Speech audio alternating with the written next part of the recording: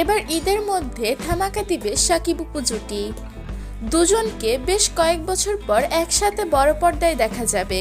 প্রিয় ভিউয়ার্স, এই বিষয়ে বিস্তারিত জানতে হলে ভিডিওটি না টেনে সম্পূর্ণ দেখতে থাকুন। সম্প্রতি সময়ে অপু বিশ্বাসের দুর্বার সিনেমা মিডিয়া পাড়ায় ঝড় তুলে দিয়েছে। এর নায়ক হবে কে? ইতিমধ্যে তাদের একটি ব্যানারের ছবি ভাইরাল হয়ে গিয়েছে, যেখানে দেখা গিয়েছে শাকিবের পাশে অপু বিশ্বাস। তাহলে কি তারা একসাথে এই সিনেমায় কাজ করবে? এ বিষয়ে অফিসিয়ালি কোনো সত্যতা পাওয়া যায়নি।